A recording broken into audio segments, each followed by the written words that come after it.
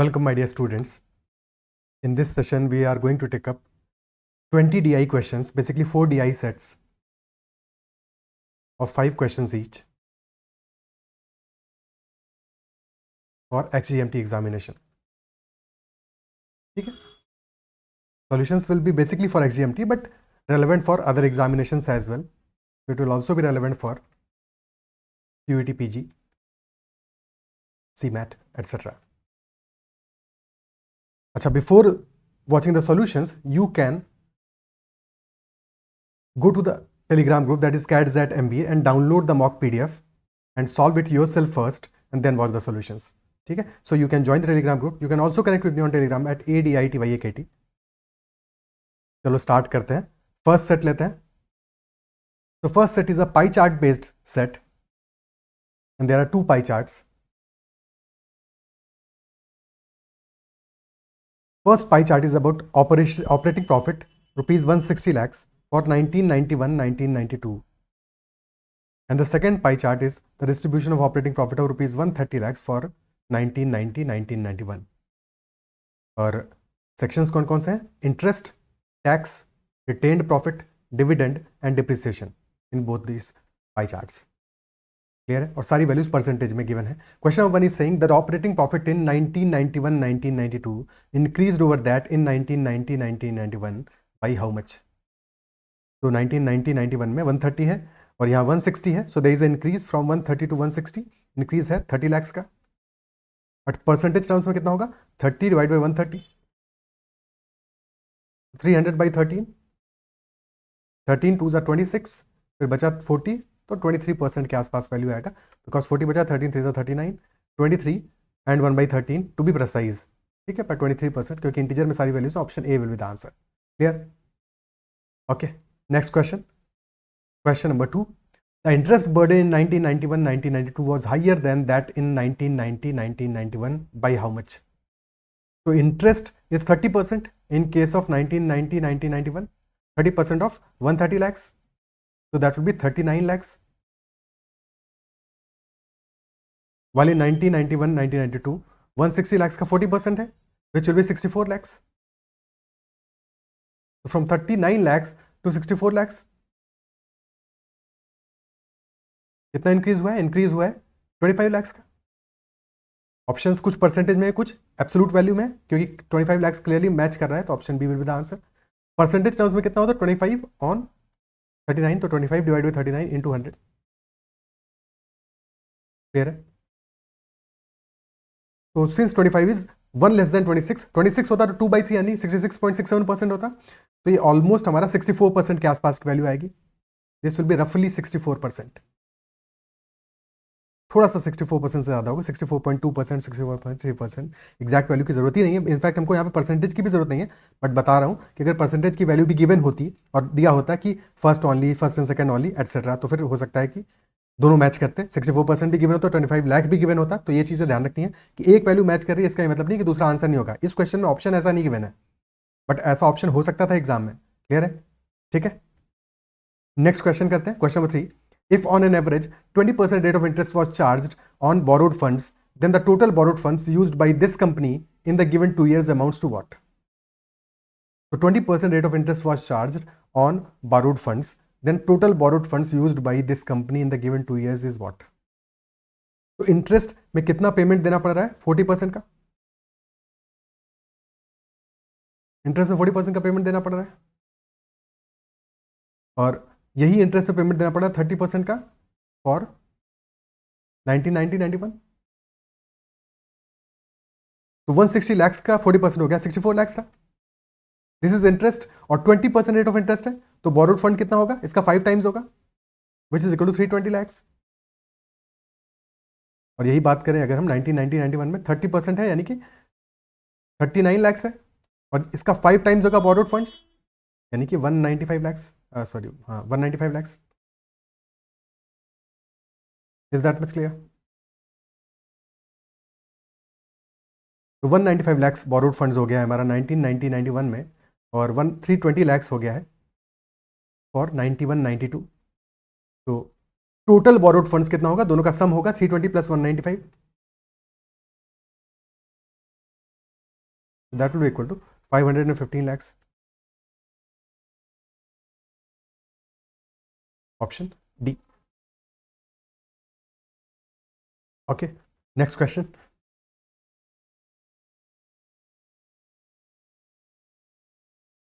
Question number 4 is saying retained profit in 1991-92 as compared to that in 1990-91. तो 1990-91 में retained profit है हमारा 25% of 130 यानी 130 by 4 which is 32.5 lakhs. और यही 1991-92 में this is 20% of 160, तो 20% is 1 by 5 यानी कि 160 by 5 which is equal to 32 lakhs. So there is a reduction 32.5 lakhs से this has reduced to 32 lakhs. There is a reduction of 0.5 lakh but percentage value है, पहली चीज़ है higher वाले तो खत्म ही होगा, ऑप्शन ए और बी नहीं होंगे आंसर. 0.5 आउट ऑफ 32.5, 1% इज 0.325, तो डेफिनेटली 1.5% आ रहा है, option D. Clear? Okay, next question. The equity base of these companies remained unchanged. जो भी इनका इक्विटी कैपिटल इक्विटी था base that has remained unchange, वो सेम है दोनों केसेस में. Total dividend earnings by the share holders in 1991-92 is what? Total dividend earnings is 8%. That is 8% in 1991-92. और total operating profit है 160 लाख. 160 लाख का 8% है, so that will B 160 into 8 by 100 या 16 into 8, 1.6 into 8 effectively, that will be 12.8 rupees, 12.8 lakhs, option C. 8% of 160 lakhs. Very straightforward questions in this set. I believe कि सारे question सही हुए होंगे, कोई भी गलत होने का स्कोप नहीं है इस सेट में. अगर हुआ है कोई गलत तो फिर देख लो कि कहाँ पे गलती की है, क्या क्वेश्चन को समझने में गलती हुआ. ठीक है, नेक्स्ट सेट करते हैं, सेट नंबर 2. सेट नंबर 2 में एक छोटू सा टेबल दिया है, बट आई बिलीव कि क्वेश्चन उतना छोटू नहीं होगा, क्वेश्चन बेटर होगा उससे. वैसे मुझे तो पता ही है कि क्वेश्चन कैसा है, but saying for you, a machine M1 as well as the machine M2 can independently produce either product A, product P or product Q. Machine M1 भी प्रोडक्ट P और Q दोनों प्रोड्यूस कर सकती है. Machine M2 can also produce product P as well as product Q. The time taken by machines M1 and M2 in minutes to produce 1 unit of product P and product Q are given in the table below. तो ये जो values हमें given है, these are time in minutes. तो product P is produced by machine M1 in 10 minutes, while product Q is produced by machine M1 in 6 minutes. Similarly, by machine M2, product P is produced in 8 minutes and product Q is produced in 6 minutes. ठीक है, अब before going to the question एक दो चीज़ें हैं जो हमें observe करनी चाहिए. एक चीज़ जो क्लियरली दिख रहा है कि प्रोडक्ट Q को प्रोड्यूस करने में दोनों मशीन्स को सेम टाइम लग रहा है, सेम टाइम लग रहा है. तो whether machine M1 produces product Q और whether machine M2 produces product Q, कोई फर्क नहीं पड़ेगा, सेम क्वांटिटी प्रोड्यूस होगा सेम टाइम में, as long as time same है तो सेम क्वांटिटी प्रोड्यूस होगा. बट अगर बात करें P की, so in case of P machine M1 is taking 10 minutes while machine M2 is taking 8 minutes. तो M2 is more efficient in production of P. क्या ये बात अप्रिशिएट कर पा रहे हो? ठीक है, सो प्रोडक्शन ऑफ P में M2 is more efficient. Is that much clear? Okay. So now going to the questions. Question number 1 is saying what is the maximum number of units that can be manufactured in one day? Maximum number of units that can be manufactured in one day, यानी कि number of units यानी production को हमें maximise करना है, production को maximise करना है. और अगर मैक्सिमाइज करना है तो जो भी हमारा मशीन जिस प्रोडक्ट को ज़्यादा एफिशिएंटली प्रोड्यूस कर सकती होगी, हम उस प्रोडक्ट को उसी मशीन से प्रोड्यूस करवाएंगे. Isn't it so? Isn't it so? बाकी इस क्वेश्चन में कोई ऐसी कंडीशन तो है नहीं कि हमें पी भी प्रोड्यूस करना है और क्यू भी प्रोड्यूस करना है. तो जिसको प्रोड्यूस करने में टाइम कम लगेगा उसको ज़्यादा से ज़्यादा प्रोड्यूस करेंगे. दोनों चीज़ें समझ में आनी चाहिए. पहली चीज़ कि जिस प्रोडक्ट को प्रोड्यूस करने में जिस मशीन को टाइम कम लगेगा दैट इज मोर एफिशिएंट, तो उस प्रोडक्ट को हम उस मशीन से प्रोड्यूस करवाएंगे. सेकेंडली, क्योंकि हमें मैक्सिमाइज करना है टोटल नंबर ऑफ यूनिट्स को and there is no condition कि प्रोडक्ट पी और क्यू दोनों को प्रोड्यूस करना है, so we will produce that product by a particular machine which product is produce in lesser time में जो प्रोड्यूस होता है. Is that clear? और साथ में भी गिवन है each machine works 8 hours per day. 8 hours यानी कि 480 मिनट्स, बिकॉज हमें सारी इन्फॉर्मेशन जो है मिनट्स में गिवन है. 480 मिनट्स का टाइम मिलेगा हर एक मशीन को. और machine M1 Q is produced in 6 minutes. For machine M2 Q is produce in 6 minutes. और दोनों ही मशीन्स के लिए जो Q का प्रोडक्शन टाइम है that is less then product P, यानी कि प्रोडक्ट Q को अगर वो प्रोड्यूस करेंगे तो सेम टाइम में ज्यादा यूनिट्स प्रोड्यूस कर पाएंगे। Is that much clear? तो दोनों ही मशीन्स को क्या प्रोड्यूस करना चाहिए? प्रोडक्ट Q को प्रोड्यूस करना चाहिए। Is that much clear? ठीक है। जस्ट इन केस अगर यहां पे मान लो ऐसा होता, ये M2 का प्रोडक्ट P को प्रोड्यूस करने का टाइम होता 5 मिनट्स, उस केस में M2 को प्रोडक्ट P को प्रोड्यूस करना चाहिए था, क्योंकि हमें मैक्सिमाइज करना है नंबर ऑफ यूनिट्स को। Is that much clear? But यहां पे ऐसा है नहीं, तो अरे पूरा ही उड़ा दिया क्या? एनीवे चलो कोई बात नहीं। तो यहां पे क्या होना चाहिए कि दोनों ही मशीन्स Q को प्रोड्यूस करेंगे, और कितना प्रोड्यूस कर पाएंगे, क्योंकि 480 मिनट्स का टाइम अवेलेबल है दोनों के पास में। तो M1 प्रोड्यूस करेगा 480/6 which is equal to 80 units, और M2 भी 80 यूनिट्स ही प्रोड्यूस करेगा, क्योंकि सेम टाइम है, सेम टाइम लग रहा है। तो 80 + 80 आंसर आ जाएगा 160 units. Option B. Question number 2, if M1 works at half of its normal efficiency, what is the maximum number of units produced if at least 1 unit of each must be produced? इस बार condition given है question में कि ऐसा नहीं है कि सिर्फ maximise करना हो नंबर ऑफ यूनिट्स को, मैक्सिमाइज तो करना ही करना है, लेकिन सिर्फ इस कंडीशन के साथ में करना है कि दोनों प्रोडक्ट का कम से कम 1 यूनिट तो जरूर प्रोड्यूस करना है हमको। तो that is an important condition, उसके हिसाब से हमें काम करना पड़ेगा। साथ में गिवन है कि M1 works at half of its normal efficiency, और अगर एफिशिएंसी हाफ हो गई है, 1/2 हो गई है, तो टाइम डबल हो जाएगा। टाइम डबल हो जाएगा तो M1 के केस में इस बार टाइम लगेगा P को प्रोड्यूस करने में 20 मिनट्स और Q को प्रोड्यूस करने में 12 minutes. Is that much clear? ठीक है। अब बात करते हैं कि फॉर एग्जांपल M2 के लिए, M2 को टाइम कम लग रहा है किसमें? Q को प्रोड्यूस करने में। M2 को टाइम कम लग रहा है Q को प्रोड्यूस करने में, तो M2 सारा का सारा Q को प्रोड्यूस करते, यानी कि 80 यूनिट्स प्रोड्यूस कर दे 480 मिनट्स में। ठीक है। M2 ने पूरा का पूरा M2 M1 P Q, M2 ने पूरा का पूरा Q प्रोड्यूस कर दिया 80 और P को प्रोड्यूस किया है 0। ओके। और फिर M1 को क्या है? M1 के लिए एक कंडीशन है, अगर वो पूरा का पूरा Q को प्रोड्यूस करेगा, क्योंकि Q को प्रोड्यूस करने में टाइम लग रहा है कम, तो करेगा 40, तो करता 40। बट प्रॉब्लम ये है कि P को भी कम से कम 1 यूनिट जरूर प्रोड्यूस करना है। अब क्योंकि कम से कम 1 करना है और हमें मैक्सिमाइज करना है टोटल नंबर ऑफ यूनिट्स को, तो एग्जैक्टली 1 ही यूनिट प्रोड्यूस करेंगे। तो we will be producing exactly 1 unit of P, because P को प्रोड्यूस करने में लग रहा है टाइम ज्यादा, 1 यूनिट से ज्यादा प्रोड्यूस करने के चक्कर में पड़ेंगे तो टाइम अपना खराब करेंगे, यानी कि कम नंबर ऑफ यूनिट्स प्रोड्यूस हो पाएगा। तो सिर्फ 1 यूनिट P का प्रोड्यूस करेंगे। ठीक है। सो P का अगर 1 यूनिट हमने प्रोड्यूस कर लिया तो टाइम कितना अपना खर्च हो गया?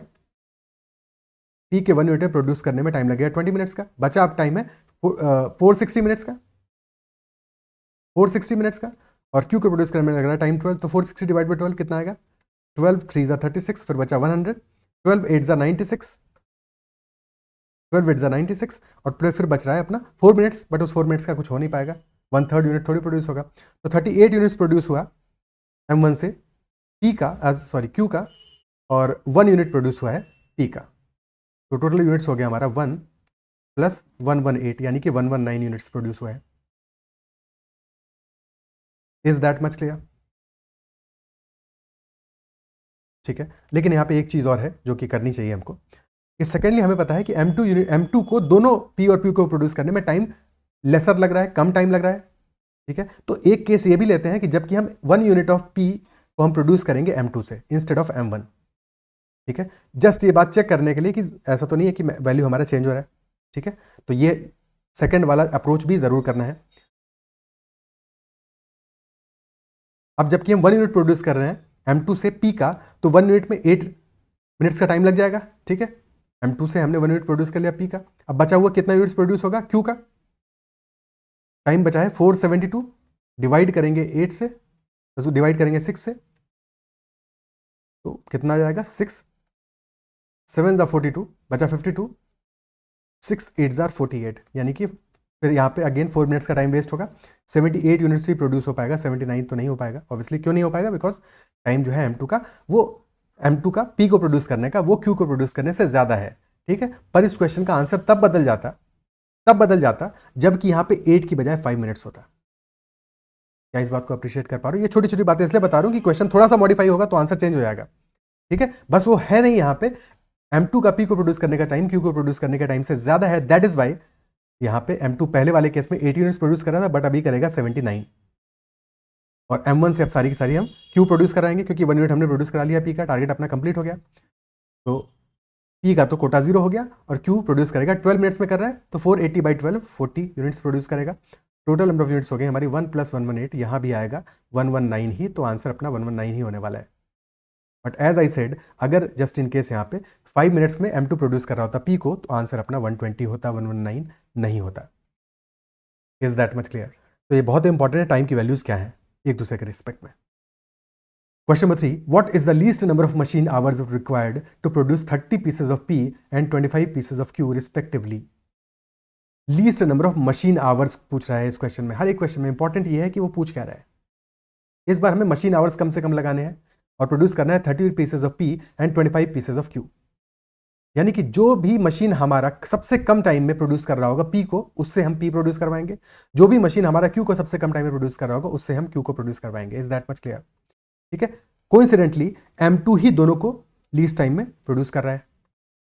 M2 is producing P in 8 minutes and Q in 6 minutes. तो टाइम टेकन कितना होगा? 30 पीसेज ऑफ P है, तो 8 × 30 यानी कि 240 मिनट्स,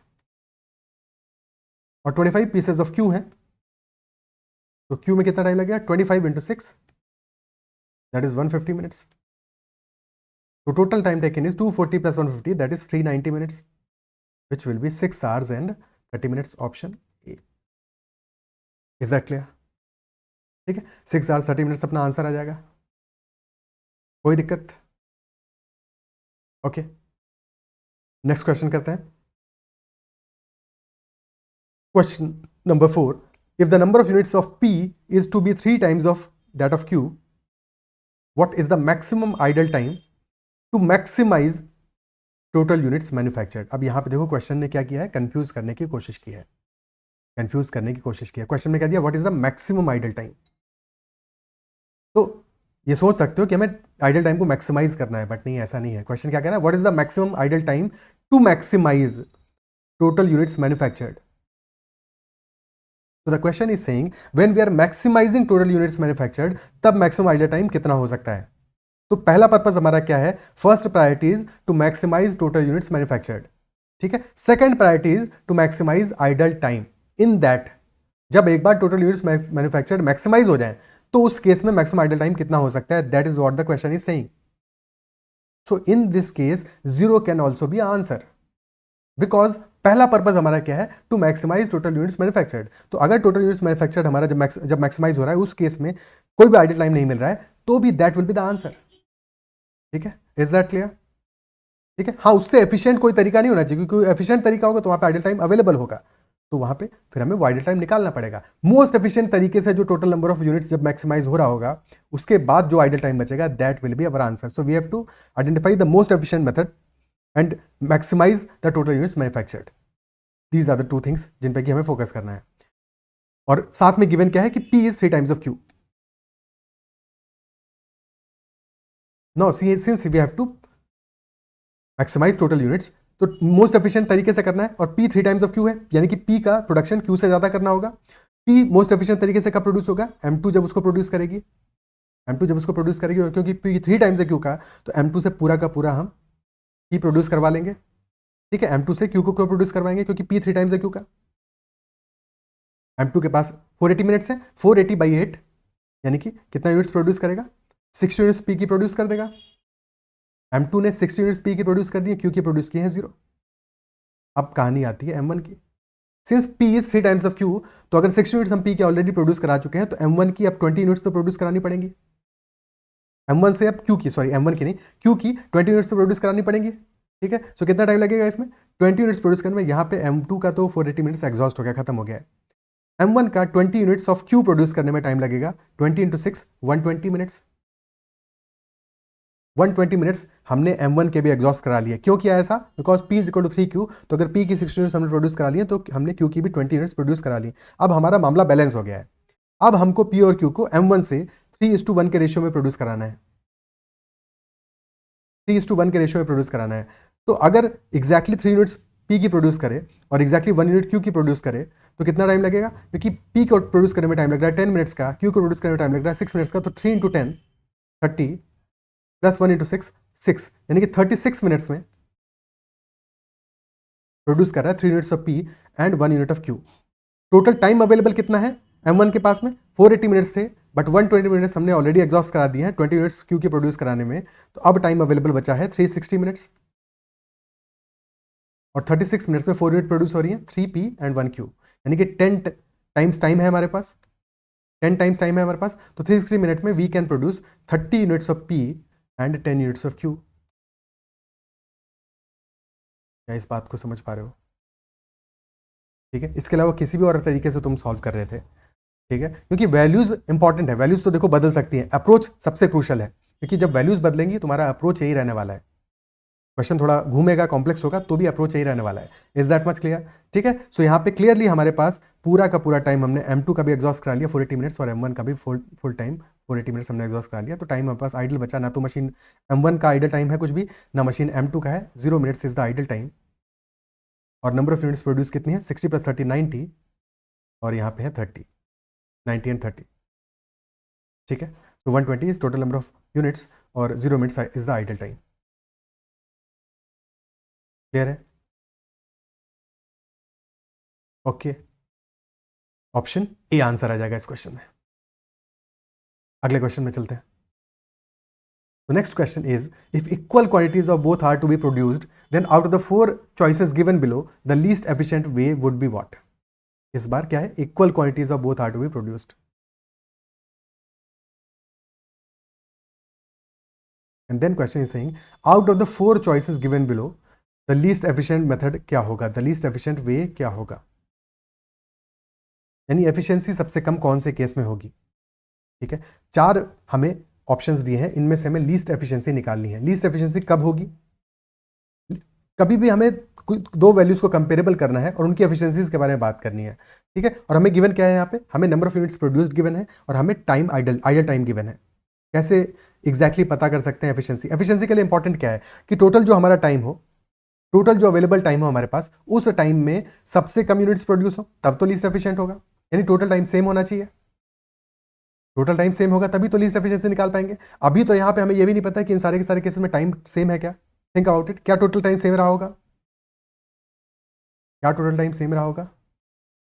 बिकॉज हमें एक केस में दिया है 48 units of each is produced with 3 minutes idle, ठीक है, और बी में दिया है 64 of each with 12 minutes idle, C में दिया है 53 of each with 10 minutes idle, D में दिया है 71 of each with 9 minutes idle. ठीक है, पहले एक काम करते हैं, इसको समझने से पहले, बिकॉज ये अच्छा सवाल है, थोड़ा सा फंसाने वाला सवाल है, तो पहले इस सवाल के ऑप्शंस से इसको अप्रोच करने से पहले हम ये देखते हैं कि what could have been the least efficient way अगर हमारे पास कंप्लीट 8 आवर्स पर डे का दोनों मशीन्स के लिए टाइम अवेलेबल है M1 और M2 के लिए, तो लीस्ट एफिशिएंट मेथड क्या होगा? लीस्ट एफिशिएंट मेथड वो होगा जिसमें हम सबसे खराब तरीके से काम करेंगे। जो मशीन जिस प्रोडक्ट को ज्यादा टाइम में बनाएगी, हम उस मशीन से उस प्रोडक्ट को बनवाएंगे। ठीक है, सो जो मशीन जिस प्रोडक्ट को खराब तरीके से बनाएगी, हम उस मशीन से उस प्रोडक्ट को बनाएंगे। और P इक्वल टू Q ये भी गिवन है, equal quantities of both are produced. तो अगर P की बात करें तो M1 is producing P in 10 minutes, M2 is producing P in 8 minutes, तो M1 इज लेस एफिशिएंट। तो पूरा का पूरा P हम बनवाएंगे किससे? M1 से। P पूरा का पूरा हम बनवाएंगे M1 से। क्लियर है? ठीक है, तो M1 से जब हमने पूरा का पूरा P बनवा लिया तो कितना यूनिट्स बना पाएगा M1? 48 यूनिट्स बना पाएगा, और पूरा टाइम एग्जॉस्ट हो गया M1 का, 480 मिनट्स एग्जॉस्ट हो गया। अब क्योंकि हमें P और Q को इक्वल रखना है, तो अब M2 से, क्योंकि M1 का टाइम तो खत्म हो गया, M2 से हम 48 यूनिट्स को बनवा लेते हैं Q को।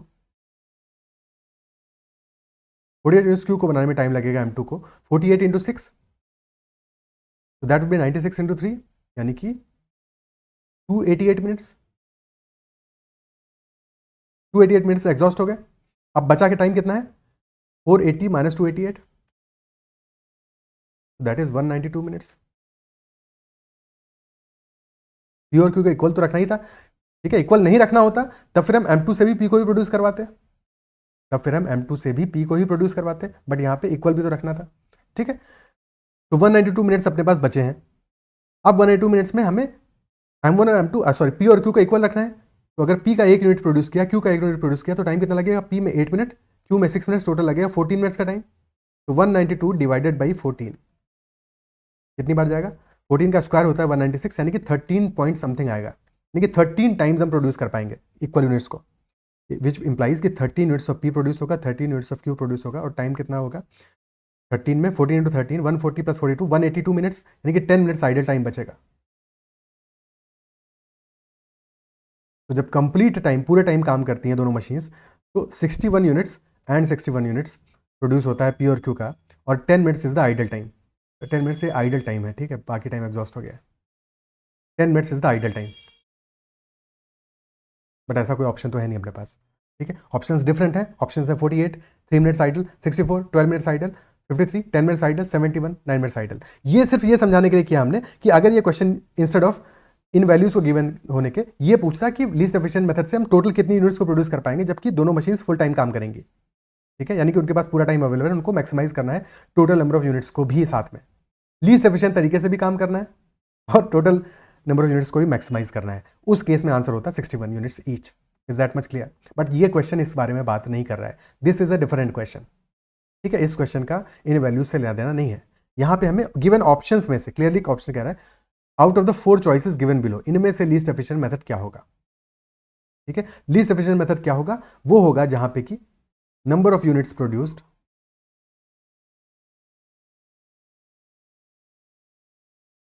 Is minimum per unit time,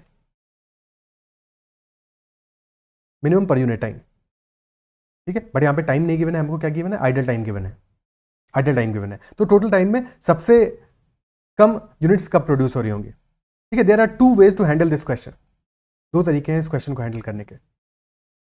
एक मेथड ये है कि हम आइडल टाइम को इक्वल कर लें, आइडल टाइम का एलसीएम ले लें और उससे सारी वैल्यूज को कंपेयर कराएं कि मिनिमम यूनिट्स कब प्रोड्यूस हो रही हैं हमारी, ठीक है। सेकंड मेथड ये है कि हम नंबर ऑफ यूनिट्स को इक्वल कर लें और देखें किस केस में ज्यादा आइडल टाइम निकल रहा है।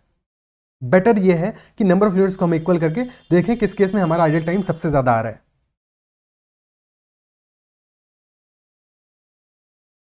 Isn't it so?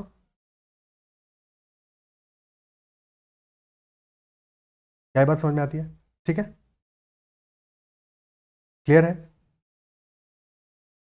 बट उस केस में प्रॉब्लम हमारे पास क्या होगा कि अगर हम एलसीएम लेते हैं 48, 64, 53 और 71 का, तब फिर ज़्यादा बड़ी प्रॉब्लम होगी, बिकॉज हमारा एलसीएम लेने में ही बहुत ज़्यादा टाइम खप जाने वाला है, एलसीएम लेने में ही बहुत ज़्यादा टाइम हमारा खप जाने वाला है। क्या इस बात को समझ पा रहे हो? ठीक है, ये प्रॉब्लम आएगा ना, तो इसलिए हम बेटर क्या है, हम आइडल टाइम का एलसीएम ले लेते हैं। आइडल टाइम का एलसीएम क्या होगा? 3, 12, 10 और 8 एलसीएम आ जाएगा हमारा 10 और 9, LCM will be equal to 180, तो 180 मिनट्स, यानी कि फर्स्ट केस में हमें मल्टीप्लाई करना है 60 से, तो 48 इंटू 60 यूनिट्स प्रोड्यूस होगा जब, तब आइडल टाइम होगा हमारा 180 मिनट्स का। सेकंड केस में नंबर ऑफ यूनिट्स प्रोड्यूस होगा 64 इंटू, क्योंकि 12 मिनट्स आइडल है तो 15 से मल्टीप्लाई होगा, 64 इंटू 15, बाकी आइडल टाइम सब में सेम रहेगा। थर्ड केस में 53 इंटू 18, फोर्थ केस में 71 into 20, these were number of units produce. First case में आ रहा है 48 इंटू 60, सेकंड में आ रहा है 960, clearly 960 is less then 48 into 60। Third में आ रहा है 53 इंटू 18, यानी कि 1060 माइनस 106, तो this is 960 minus 6, so 954, even lesser than B. और लास्ट में क्लियरली हमें दिख रहा है कि ऑप्शन ए और डी में बड़ी वैल्यूज आ रही हैं, तो बी और सी में से कोई एक आंसर होगा। क्लियरली सी वाले में मिनिमम वैल्यूज आ रही हैं, यानी कि मिनिमम यूनिट्स प्रोड्यूस हो रहा है और आइडल टाइम इक्वल है। तो जब आइडल टाइम इक्वल है और मिनिमम यूनिट्स प्रोड्यूस हो रहा है हमारा ऑप्शन सी में, तो definitely C is the least efficient way. Definitely C हमारा क्या है? लीस्ट एफिशिएंट मेथड है, तो सी हमारा आंसर आ जाएगा इस केस में। क्या ये बात समझ पा रहे हो? ठीक है, क्लियर है? ओके, तो ये क्वेश्चन थोड़ा टाइम टेकिंग था। एग्जाम कंडीशंस में इस क्वेश्चन को बिल्कुल भी हमें अटेम्प्ट नहीं करना चाहिए था, अनलेस कि हमारे इसका कॉन्सेप्ट क्लियर हो या चीज़ें समझ में आ रही हो। अब तो समझ में आ गया है तो कर सकते हो, बट अदरवाइज ये थोड़ा टाइम टेकिंग क्वेश्चन है। एक तो लैंग्वेज भी इसकी फंसाने वाली है, ऑप्शन से हमें जाना है, ठीक है, तो जो क्वेश्चन की इन्फॉर्मेशन है उसका यहाँ पे बहुत ज़्यादा कोई यूज़ नहीं हो रहा है, सिर्फ ऑप्शंस का ही यूज़ हो रहा है, और क्वेश्चन भी साफ साफ कह रहा है हमसे out of the 4 options given के बिलो लीस्ट एफिशिएंट कौन सा होगा। ओके, नेक्स्ट सेट करते हैं।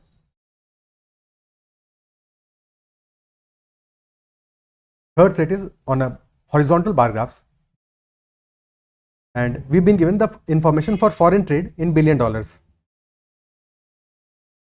from 1987-88 to 1994-95. Okay, question is asking which year was the trade deficit highest.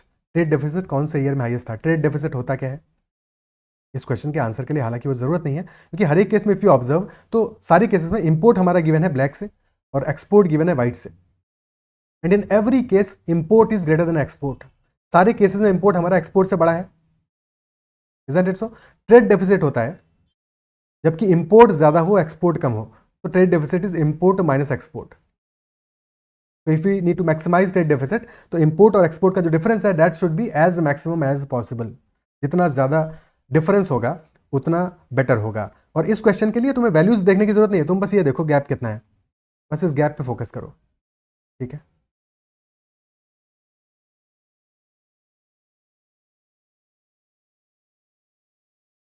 बस थोड़ा सा फर्क ये आ जाता है कि यही पेपर अगर ऑफलाइन होता तो ऑफलाइन में बढ़िया से तुम वहाँ भी बना एग्जाम में भी बना देते और क्लियरली देख पाते, पर ऑनलाइन होने में ये प्रॉब्लम है कि कंप्यूटर पे तो ये नहीं कर नहीं सकते तुम। मैं तो कर सकता हूँ पर तुम नहीं कर पाओगे, इजंट इट सो? तो वहाँ पे तुम्हें वैल्यूज को समहाउ कंपेयर कराना पड़ेगा, बट एक आइडिया तुमको देख के लग जाएगा कि कोई एक दो ऑप्शन बचेंगे जिनमें तुम्हें लास्ट में आइडेंटिफाई करने के लिए वैल्यूज को चेक करना पड़ेगा। सारे में वैल्यूज को चेक करना जरूरी नहीं है। क्लियर है यहाँ पे कि दिस ये तो आंसर नहीं हो सकता, ये भी आंसर नहीं हो सकता, वैसे ऑप्शंस में से चेक करना है, बट मैं यहाँ से इसलिए बता रहा हूँ कि ऑप्शंस पे भी अपन क्यों जाए, लास्ट में जब एक दो बचेंगे तो क्लियरली देख लेंगे ये भी आंसर नहीं है, ये भी आंसर नहीं है। ठीक है, और फिर क्लियरली हमारे पास बच रहे हैं इफेक्टिवली ये भी आंसर नहीं है, ये तीन बचे 1990, 91, 87, 88, 88, 89। अब थोड़ा सा क्लोजली ऑब्जर्व करते हैं तो क्लियरली ये वाला वैल्यू हमारा मैक्सिमम आ रहा है। ठीक है, दिस वैल्यू इज मैक्सिमम, तो ये भी आंसर नहीं है, अपना आंसर आ रहा है clearly 88, 89, option B. Is that clear? ठीक है, क्या ये बात समझ में आती है? अच्छा, इस क्वेश्चन को सॉल्व करने के या इस क्वेश्चन में या ऐसे क्वेश्चंस में सॉल्व करने के दो तरीके हैं। एक तो ये है कि हम सारे के सारे जो क्वेश्चंस गिवन है हमको, क्योंकि अनलेस किसी क्वेश्चन में हमें एवरेज लेना हो सारी वैल्यूज का। सेकंड क्वेश्चन क्या है, इन how many years was the trade deficit less than the trade deficit in the succeeding year, यानी कि कंपेयर करना है वैल्यूज को। थर्ड में एक्सपोर्ट अर्निंग 19, एक ही ईयर का है, इन द लास्ट 3 ईयर्स। ठीक है, और फिफ्थ में हमें स्टेटमेंट्स गिवन है। तो एक तो हो गया हम हर एक क्वेश्चन में वैल्यूज को कंपेयर कराते रहे ग्राफ के बेसिस पे या ग्राफ के हेल्प से, सारी वैल्यूज को अलग से ना नोट डाउन करें। ठीक है, this is one of the ways. Second ways ये हो सकता है कि हम इसका एक टेबल फॉर्मेट बना लें और फिर सारे के सारे क्वेश्चंस को सॉल्व करें। तो मैं टेबल फॉर्मेट बनाना भी तुमको सिखा देता हूं। ठीक है, सिखा के देता हूं, वैसे तुमको पता ही है, पर फिर भी एक बार प्रॉपर्ली बना देते हैं, क्योंकि हमें वैल्यूज को यहां पे कंपेयर करना पड़ेगा कि कौन सी वैल्यू क्या आ रही है। ओके, तो एक बार टेबल फॉर्मेट में सारी वैल्यूज को लिख लेते हैं। तो टेबल बनाएंगे, टेबल में एक तो इंपोर्ट रहेगा अपना, फिर एक्सपोर्ट रहेगा, and then they will be trade deficit, import minus export. Okay, तो फॉर 1994-95 ऊपर से स्टार्ट करते हैं। दिस विल बी इंपोर्ट कितना आने वाला है, 25 से 30 के बीच में है, बट ये 27.5 है, क्या है? तो ये देखो 5 का गैप है, क्लियरली 27 आ रहा है। ठीक है, और वैसे भी दिख रहा है कि हाफ से कम है वैल्यू थोड़ा सा। ठीक है, हाफ थोड़ा मिडिल में आएगा, 27 वैल्यू द वैल्यू, हाफ से थोड़ा ज़्यादा होता 28 होता। ठीक है, तो ये छोटी चीज़ें हैं जो हमें ध्यान देनी पड़ेंगी वैल्यूज़ को लिखते समय, अदरवाइज वो लास्ट में क्या है, आंसर गड़बड़ा जाएगा अगर चीज़ों को हमने एक्यूरेटली रिप्रेजेंट नहीं किया। और फिर हमारा एक्सपोर्ट कितना आ रहा है, वो 1 यूनिट कम है, यानी कि 24 है, और ट्रेड डेफिसिट आ रहा है 3 का।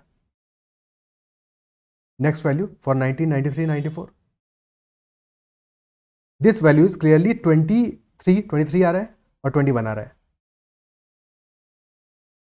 2 का ट्रेड डेफिसिट है। नेक्स्ट ईयर में this value is 22 and this value is 18, तो 22 एंड 18, 4 का ट्रेड डेफिसिट है। नेक्स्ट ईयर में this is 20 and this is 18, 2 का ट्रेड डेफिसिट है। In next year 24 and 18, basically तीनों ईयर्स में सेम है हमारा एक्सपोर्ट, 6 का ट्रेड डेफिसिट है। फर्दर 21 एंड 16, 5 का ट्रेड डेफिसिट है। नेक्स्ट ईयर 19 एंड 12, 7 का ट्रेड डेफिसिट है। लास्ट वैल्यू आ रही है हमारी 17 एंड 11, 6 आ गया। अब सम करने की अभी जरूरत नहीं, बिकॉज अगर क्वेश्चन में किसी कहीं पे सम पूछा होगा तो सम करेंगे, अदरवाइज नहीं करेंगे, वैल्यूज अपनी आ गई। ठीक है, क्लियर है? तो हमने टेबल पूरा का पूरा बना दिया। क्वेश्चन नंबर 2 कह रहा है इन how many years was the trade deficit less than the trade deficit in the succeeding year. Succeeding year से ज्यादा कब था? अब ये ध्यान देना है कि यहाँ पे हमारा ग्राफ स्टार्ट हो रहा है नीचे से, तो सक्सीडिंग ईयर ऊपर है, ऊपर है। ठीक है, ये चीज ध्यान देना है, ईयर से नीचे नहीं करना है, अदरवाइज गलती हो जाएगा, तुम्हारा आंसर गड़बड़ हो जाएगा, ये ध्यान रखना है। ठीक है, क्या ये बात क्लियर है? तो सक्सीडिंग ईयर में क्वेश्चन कह रहा है in which year, in how many years the trade deficit is less than the trade deficit in the succeeding year, यानी कि अगले वाले ईयर से पिछले वाले में कम होना चाहिए। ठीक है, पिछले वाले में कम होना चाहिए। ओके, ठीक है, या तो टेबल से कर लो या ग्राफ से कर लो। ग्राफ से करेंगे तो हमें पता है कि यहां से जब हम 87 88 से 88 89 में जाएंगे तो क्लियरली यहां पे तो मैक्सिमम आ रहा था हमारा वैल्यू ट्रेड डेफिसिट का, तो इससे पहले वाले में लेस था, तो एक ऐसा ईयर हमको मिल गया। अब सिंस ये मैक्सिमम वैल्यू है तो इससे अगले वाले पे जाओगे तो लेस तो नहीं हो सकता, यहां पे तो हमें आंसर नहीं मिलेगा, इजंट इट सो? फिर यहां पे देखेंगे, so this value and this value कौन से ईयर में ज्यादा है, कौन से ईयर में ज्यादा ट्रेड डेफिसिट है? क्लियरली 1991 में है, यानी कि यहां पे भी दिस इज ऑल्सो 1 ईयर जहां पे कि हमें ये वैल्यू मिल रहा है। ठीक है, जहां पे कि ट्रेड डेफिसिट लेसर है इन द प्रेसीडिंग ईयर में कम है सक्सीडिंग ईयर से, इससे अगले केस में क्लियरली ज्यादा है, तो यहां पे तो आंसर नहीं होगा। फिर इससे नेक्स्ट ईयर में कम है डेफिनेटली, तो ये भी एक आंसर अपने को मिल गया। इससे नेक्स्ट में जा रहे हैं तो डेफिनेटली ये ज्यादा है, तो ये आंसर नहीं होगा, और फिर इससे अगले पे जाएंगे फिर ज्यादा हो रहा है, यानी कि ये भी एक मिल गया। 1 + 1 + 2 4 आंसर आएगा अपना ऑप्शन डी, ऑप्शन डी। या फिर टेबल से भी जाके यही चीज कर सकते थे, टेबल से भी कर सकते थे कि यहां से आगे जा रहे हैं तो डेफिनेटली एक हमें ईयर मिल गया, फिर नहीं मिला, फिर मिल गया, फिर नहीं मिला। टेबल एक बार बना ली तो ये काम आसान हो जाता है अपने लिए। फिर एक ईयर मिल गया, फिर नहीं मिला, फिर एक ईयर मिल गया, टोटल 4 ईयर्स हमारे आंसर हो गया। आंसर क्लियर है? तो टेबल बना लोगे तो फिर ये चीज़ें ज़्यादा आसान हो जाएगा कंपेयर कराना, इसलिए टेबल बनाना भी मैंने सिखा दिया साथ में कि अगर हमें डेटा इस तरह से दिया है और क्वेश्चंस ऐसे हैं जहाँ पे कि बार बार तुम्हें कंपैरिजन करना पड़ा है, तो टेबल बना लो, that will be better option accuracy के लिए, कि गलती ना हो जाए एग्जाम में। ठीक है, next question, export earnings in 1990-91 is how many % of import in 1991-92? 1990-91 में एक्सपोर्ट का अर्निंग कितना है? दैट इज 18, और 91-92 में इंपोर्ट कितना है? That is 20। और पूछ रहा है बेस वैल्यू क्या है? बेस है हमारा इंपोर्ट, इंपोर्ट का कितना % है, that is what the question is. तो 20 का 18 कितना % है? 90% है, 18/20 इज 90%। तो ऑप्शन सी आंसर है clearly. Next question, question number 4, in the last 3 years the total export earnings have accounted for how many % of the value of the imports? last 3 years में, ठीक है, last 3 years में total export earnings have accounted for how many % of values of import? Already हमने table तो बनाया ही हुआ है, ठीक है, तो टेबल से इंफॉर्मेशन ले लेते हैं लास्ट 3 ईयर्स का। लास्ट 3 ईयर्स में हमारा इंपोर्ट कितना हो रहा है? 21 + 19 + 17 दैट इज 40, 57।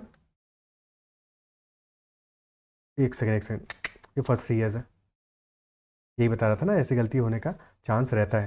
ठीक है, लास्ट 3 ईयर्स ऊपर है अपने, 27 + 23 + 22, 50 + 22 72 है इंपोर्ट, और 24 + 21 45 + 18 63। Import is 72, export is 63। Question पूछ रहा है 63, क्वेश्चन पूछ रहा है last total export earnings have accounted for how many % of import? तो 63 72 का कितना % है? दिस इज 7/8, तो 87.5% हो जाएगा, बिकॉज 1/8 12.5%, 87.5% हो जाएगा, ऑप्शन डी आंसर आ जाएगा। Clear? Question number 5, which of the following statements can be inferred from the graph? Statement number 1, in all the years shown in the graph trade deficit is less than the export earning. Trade deficit is less than the export earning, is it true? Table पे चलते हैं।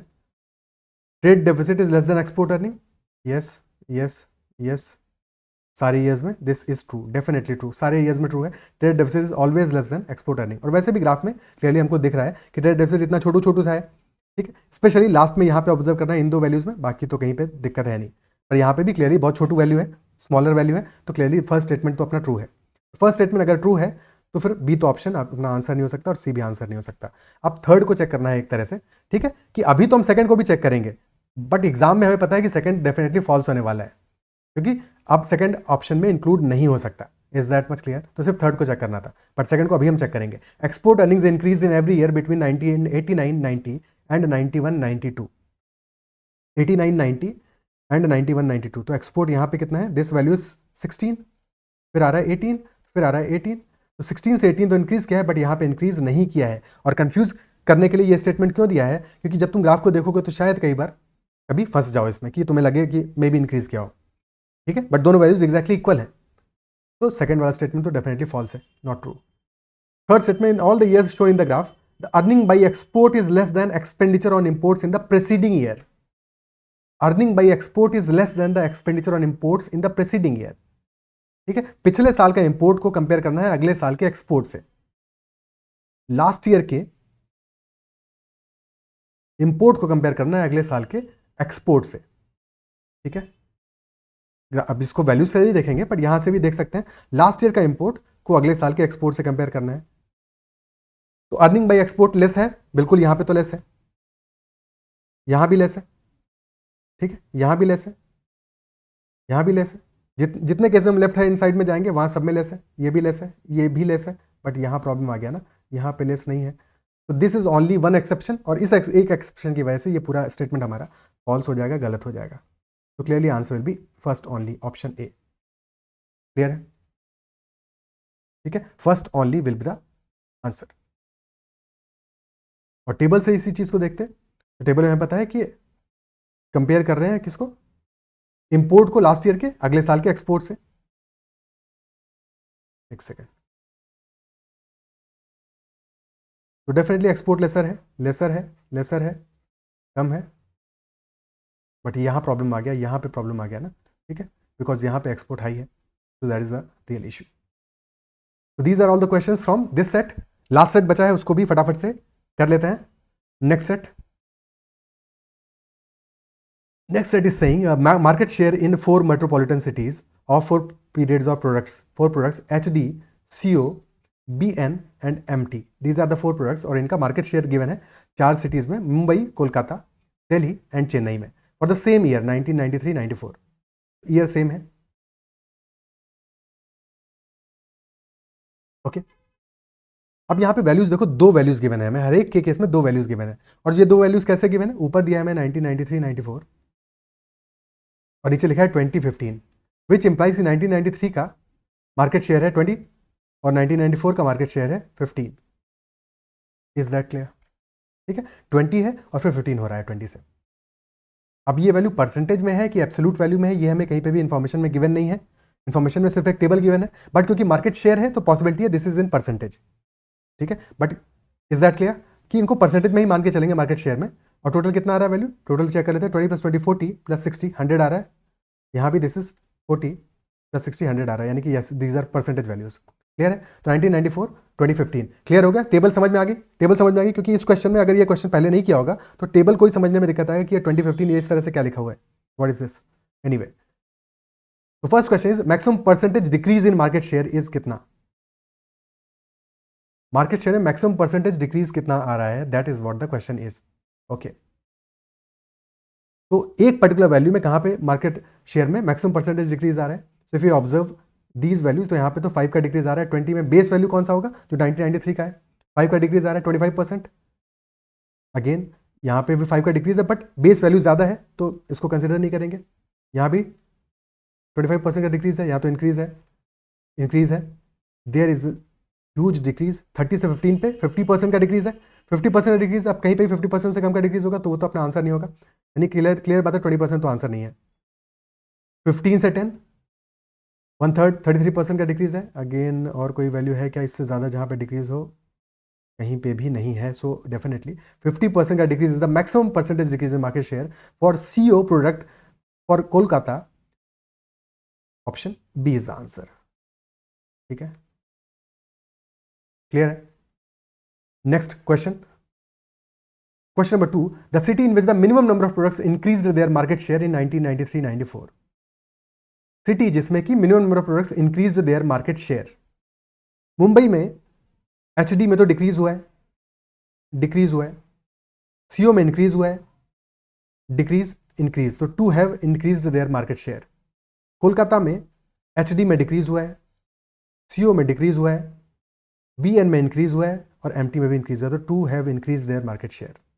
दिल्ली में HD में decrease है, CO में decrease है, BN में कुछ भी नहीं हुआ है, ना तो डिक्रीज है ना तो इंक्रीज है, तो क्योंकि इंक्रीज नहीं है तो this will also not be included because increase के लिए पूछा है, और एमटी में भी इक्वल है तो ये इंक्रीज तो नहीं है, तो zero. Probably this will be the answer Delhi, unless कि चेन्नई का भी इक्वल और इक्वल होगा तो कैसे आंसर होता, तो दिल्ली अपना आंसर हो जाएगा। चेन्नई में बात करें तो एक में इंक्रीज है क्लियरली, डिक्रीज इक्वल तो नॉट इंक्लूडेड, और डिक्रीज है तो क्लियरली सिर्फ एक प्रोडक्ट के केस में there is increase in market share. Is that much clear? और ये इंपॉर्टेंट बात है कि जहां पे इक्वल है वो भी इंक्लूड नहीं होगा, ठीक है, वो भी इंक्लूड नहीं किया जाएगा। Question number 3, the market share of which products did not decrease between 1993-94 in any city? Which is the product for which market share did not decrease between 1993-94 in any of the cities? तो HD के लिए there is decrease in Mumbai and decrease in Kolkata and decrease in Delhi. किसी एक में ही मिल गया तो sufficient है उसके बाद में, क्योंकि हमें पता है फिर एचडी आंसर नहीं होगा, तो एचडी आंसर नहीं है अपना। सीओ के लिए बात करें तो डिक्रीज इज इन कोलकाता, बाकी आगे भी डिक्रीज है पर उसकी जरूरत नहीं, एक जगह डिक्रीज है तो सीओ भी अपना आंसर नहीं होगा। बीएन के लिए बात करें तो there is a decrease in Mumbai itself, तो बीएन भी आंसर नहीं होगा, तो आंसर अपना नन ऑफ दीज है। लेकिन फिर भी चेक करने के लिए एमटी को एक बार चेक करते हैं, एमटी के लिए डिक्रीज कहाँ पे है, चेन्नई में, ये भी आंसर नहीं हो सकता, आंसर अपना क्लियरली नन ऑफ दीज है, ऑप्शन डी। ओके, ठीक है। Next question, question number 4, the number of products which had 100% market share in 4 metropolitan cities. Number of products which had 100% market share. इस question के साथ में दिक्कत क्या है कि इसका लैंग्वेज समझना, ठीक है। 100% मार्केट शेयर कैसे डिफाइन करोगे, यहां पे क्या मार्केट शेयर इन 4 मेट्रोपॉलिटन सिटीज गिवन है हमको, बट इसके अलावा कोई हमें इन्फॉर्मेशन गिवन नहीं है, तो 100% मार्केट शेयर हम कैसे डिटरमाइन कर पाएंगे कि 4 मेट्रोपॉलिटन सिटीज में ही इनका मार्केट है कि बाकी जगह इन प्रोडक्ट्स का मार्केट है, कुछ भी ऐसा इन्फॉर्मेशन हमें गिवन नहीं है। एक्चुअल में आंसर होना चाहिए था can not be determined, because हम कैसे आइडेंटिफाई करेंगे 100% मार्केट शेयर, ठीक है। सिर्फ और सिर्फ अगर इन वैल्यूज को ऐड करोगे तो ये क्या है, दिस इज 20%, ठीक है, 20% है, बट ये 20% कहाँ का है, ये तो इसका 20% होगा ना, मुंबई का, कि मुंबई में ये जो 4 प्रोडक्ट्स हैं इनका मार्केट शेयर के बारे में बात कर रहा है, उसका 20% है, ठीक है। तो मुंबई का एब्सोल्यूट वैल्यू क्या है that we do not know, और प्रोडक्ट का जो पूरा डेटा है वो तो हॉरिजॉन्टल गिवन है, तो यहाँ पे 100% कैसे आएगा, किसके लिए, ये कैसे पता करोगे, उसके लिए बाकी इंफॉर्मेशन भी पता होनी चाहिए। Isn't it so? क्या बात क्लियर है, ठीक है। इनको एब्सोल्युटली हम परसेंटेज को ऐड नहीं कर सकते अगर ये परसेंटेज वैल्यूज हैं तो, बट अदरवाइज भी वैल्यूज होंगी तो 100% कैसे पता करोगे, अगर इसको कहो कि चलो ये परसेंटेज नहीं है एब्सोल्यूट वैल्यूज में, तो भी अदरवाइज कैसे पता करोगे, क्योंकि हमें ये नहीं पता है कि इन 4 मेट्रोपॉलिटन सिटीज के अलावा की कहानी क्या है, अलावा की कहानी क्या है। सो क्लियरली इसका आंसर ऑप्शन ए 0 होगा। ऐसे आंसर होता है कैन नॉट बी डिटरमाइंड, या फिर कोई और एडिशनल डेटा गिवन होता है इस क्वेश्चन में, ठीक है। क्या ये बात समझ में आती है? And this is a previous year question from CAT, answer इसका ऑप्शन ए ही है, ठीक है। इस क्वेश्चन के साथ क्या हुआ था ये मुझे नहीं पता कि एग्जाम में इस क्वेश्चन को कंसिडर किया था कि नहीं किया था, बिकॉज लैंग्वेज थोड़ा सा कंफ्यूजिंग है इस क्वेश्चन का भी, बट गिवन कंडीशन में ऑप्शन ए आंसर होगा 0, किसी का भी 100% मार्केट शेयर नहीं होगा, क्योंकि ये पता भी नहीं लगाया जा सकता, ठीक है, ओके। और न्यूमेरिकली इसको ऐड नहीं करेंगे, ऐड करोगे भी तो भी 100 नहीं आएगा किसी केस में, ठीक है, तो वो कन्फ्यूजन नहीं रखना है, बट आता भी तो वहां से हम 100% मार्केट शेयर नहीं कह सकते थे, क्योंकि आप फॉर एग्जाम्पल मुंबई में लेट अस से 1000 टोटल प्रोडक्ट्स सेल हो रहे हैं और कोलकाता में सेल हो रहे हैं 2000, तो परसेंटेज अलग अलग वैल्यूज का है, तो आप डायरेक्टली ऐड नहीं कर सकते उसको, ठीक है, उसका कोई सेंस नहीं बनता। क्लियर है?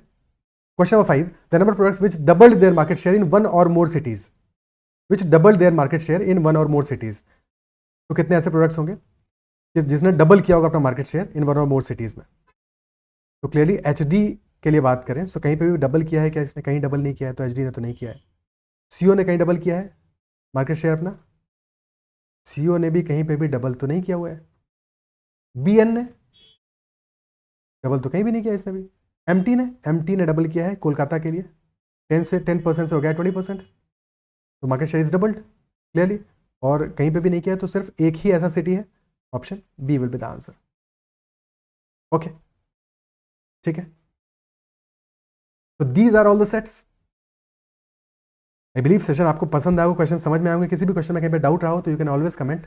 अगर सेशन पसंद आया तो लाइक जरूर करना है, अगर अब तक चैनल को सब्सक्राइब नहीं किया हो तो जरूर कर लेना। And you can also connect with your Telegram at ADITYAKT, join the Telegram group that is CATZMB, अगर अब तक ज्वाइन नहीं किया है तो। You can also download the PDF of this session. Okay, bye bye, take care.